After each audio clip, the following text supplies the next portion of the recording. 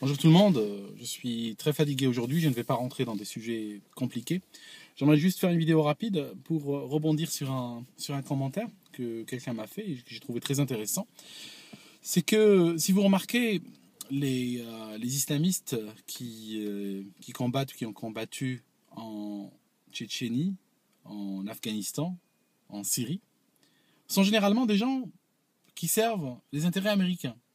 C'est-à-dire qu'ils servent soit à frapper la Russie directement, soit indirectement à frapper des alliés de la Russie ou à déstabiliser des régimes qui étaient alliés de la Russie. Et donc, je trouvais cette approche très intéressante. C'est-à-dire que on voit bien que les Américains jouent énormément avec les islamistes. C'est-à-dire que les islamistes détestent les Américains à tel point que les Américains se sont dit, bon, au lieu de les subir, on va essayer de les exciter un peu et puis se servir d'eux. Et puis voilà, c'est ce qui se passe. C'est-à-dire qu'aujourd'hui, on voit bien que partout dans le monde, les islamistes sont armés et puis manipulés et puis utilisés comme une force de déstabilisation. Alors, je n'ai pas dit que c'est de la faute des Américains, d'accord? Ce que j'ai dit, c'est que c'est les Américains qui les arment. L'arme, c'est pas l'islamiste qui la fabrique, parce que l'islamiste, je veux dire, il est trop bête pour ne serait-ce que fabriquer une boîte de thon en conserve. Je veux dire, l'islamiste, lui, est un être déjà assoiffé de sang et méchant et bête. Voilà comment je le définis.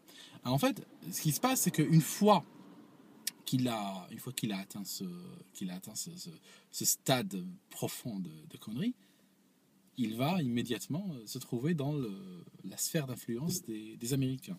Et ça, c'est très intéressant. Maintenant, la question que je me posais, c'est que, vu que les islamistes, dans très nombreux endroits dans le monde, on peut démontrer qu'ils sont soutenus et financés par les Américains, alors qu'ils prétendent même lutter contre l'influence américaine. Et c'est drôle, on retrouve toujours ce double langage très caractéristique de l'establishment américain, où on fait semblant d'appeler les choses par leur opposé. Donc les islamistes qui luttent contre l'hégémonie américaine, en fait c'est les islamistes qui luttent pour l'hégémonie américaine. Rappelez-vous, Obama n'a pas eu le prix Nobel de la guerre, ce qu'il aurait réellement mérité. Il a eu le prix Nobel de la paix. Voilà, la paix, c'est la guerre dans cette nouvelle langue. Les fascistes sont généralement les gens qui sont justement à l'opposé de ce genre d'idée. La question que je me posais, c'est que, vu que les islamistes sont le bras armé des Américains aujourd'hui, est-ce que les islamistes qui sont en France sont indépendants de cette sphère-là? Ça signifie que, moi je pense que si les islamistes de France étaient indépendants du régime américain, ils seraient les premiers. Ils seraient les premiers islamistes au monde à ne pas dépendre des États-Unis et à ne pas être utilisés pour déstabiliser le pays où ils sont.